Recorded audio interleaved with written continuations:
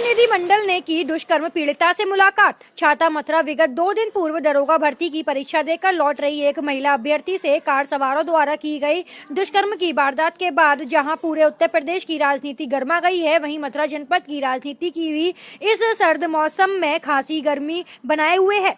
शनिवार को राष्ट्रीय राजमार्ग स्थित एक मेडिकल कॉलेज में दुष्कर्म पीड़िता से विभिन्न राजनीतिक दलों के प्रतिनिधियों ने मुलाकात की और उसका ढांढस बढ़ाया तथा हर संभव मदद करने की भी आश्वासन दिया है। वहीं कांग्रेस पार्टी के एक प्रतिनिधिमंडल ने पूर्व विधानमंडल दल नेता प्रदीप माथुर के नेतृत्व में दुष्कर्म पीड़िता का हालचाल जाना और उसके भाई से बातचीत की और कांग्रेस महासचिव प्रियंका गांधी के संदेश को उसे साझा किया। इस अवसर पर दुष्कर्म पीड़िता व उसके भाई से मुलाकात होने के बाद कांग्रेस की राष्ट्रीय सोशल मीडिया प्रभारी पखुड़ी पाठक ने पत्रकारों से विस्तृत जानकारी दी।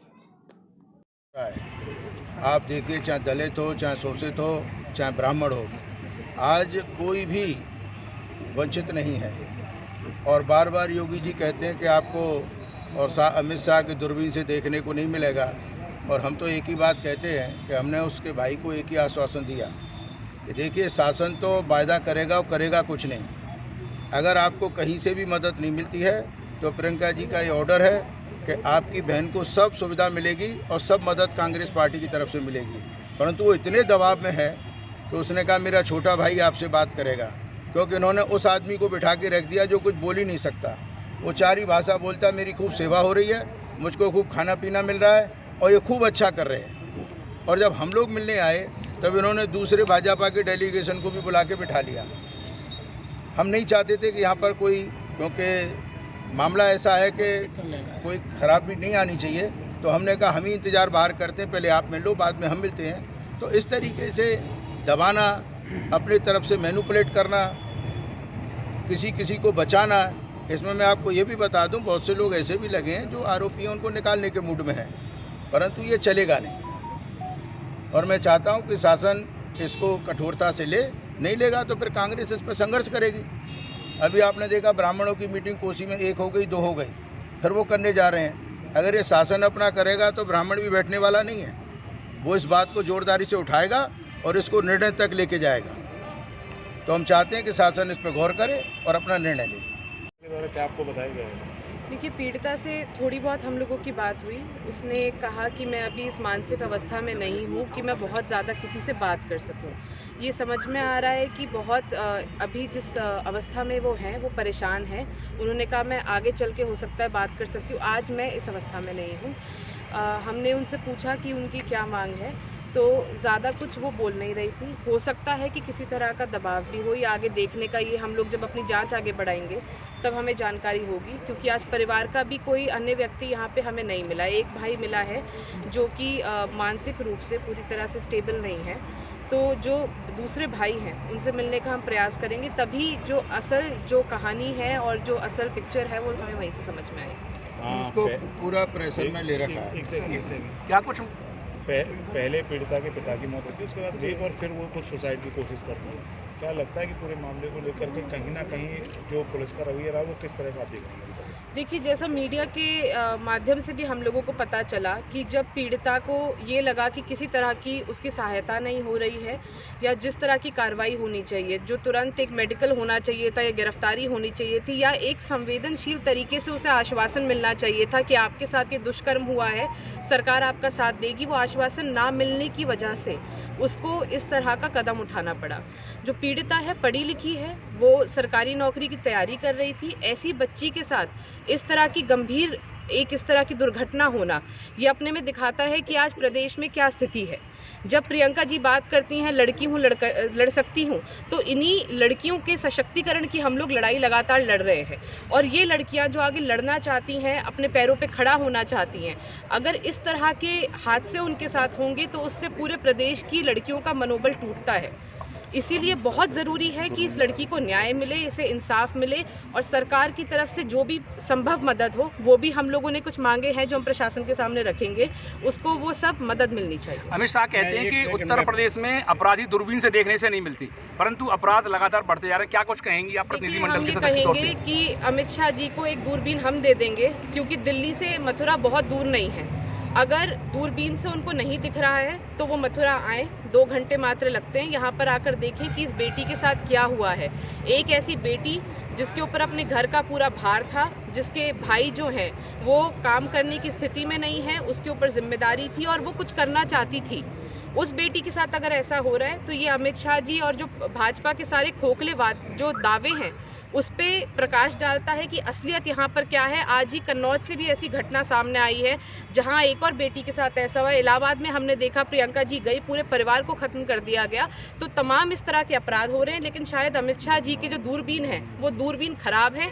अपने दूरबीन के उनको ग्लास चेंज कराने चाहिए, क्योंकि उनके जो दूरबीन है उन पर धूल जमी हुई है, जो उनको इतने अपराध नहीं दिखाई दे रहे। मथुरा में आज और एक रेप की घटना सामने, एक 7 साल की बच्ची के साथ में रेप हुआ है छत्तीसगढ़ में।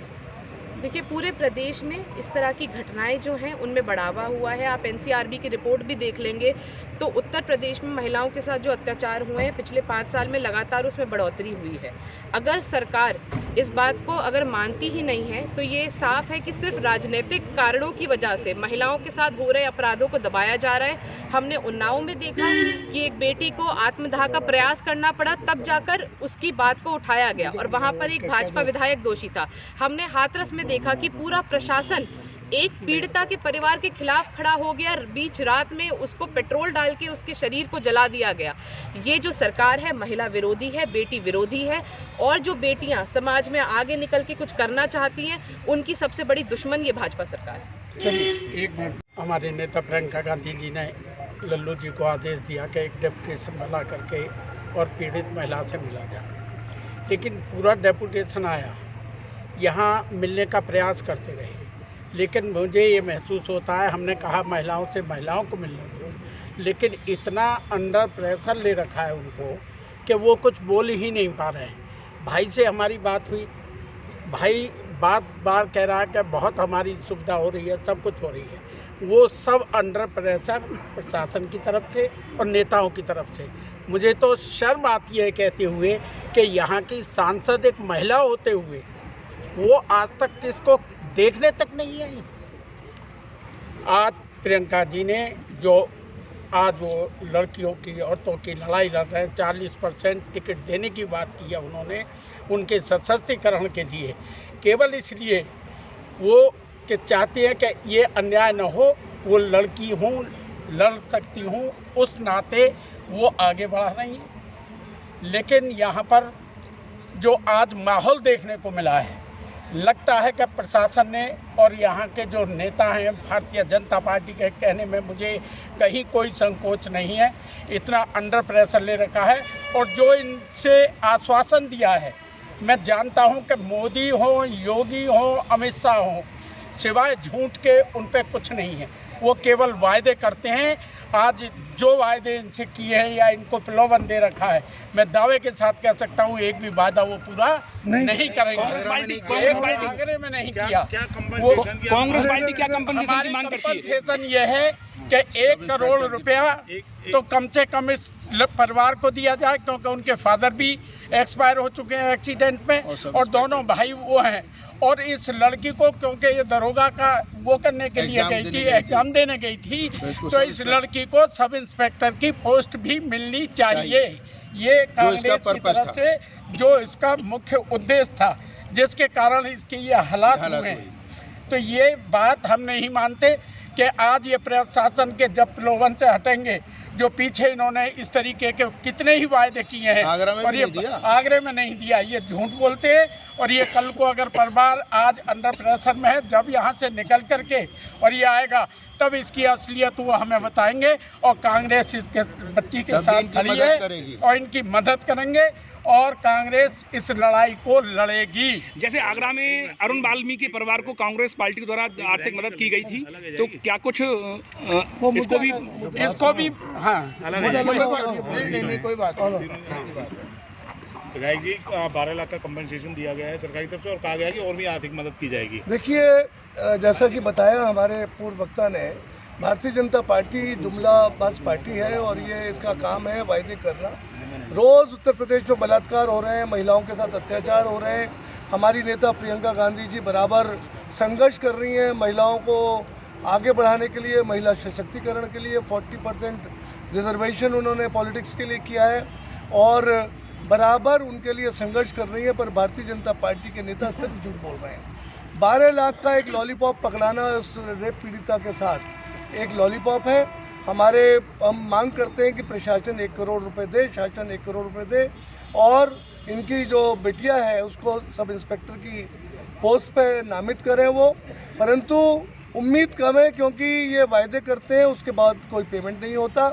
ये जो पीड़िता है उनका भाई है वो प्रशासन का रटा रटाया रट्टू तोते की तरह जैसा उन्हें बताया गया वैसा वो बोल रहे हैं, अलग से बोल पाने की हिम्मत नहीं कर रहे हैं। पुलिस की कस्टडी में प्रशासन और के सामने हमारे प्रतिनिधिमंडल को मिलवाया गया। हमारी जो सोशल मीडिया की प्रभारी हैं पंकुड़ी पाठक जी और ममता जी, ये लोगों ने बहुत कोशिश करी कि अलग से बात करें, बल्कि उस लड़की पे दबाव बनाया गया है कि तुम बात ही मत करो। तो इस तरह का मामला ठीक नहीं है और अपनी बात को ढंग से वो कह नहीं पा रही है।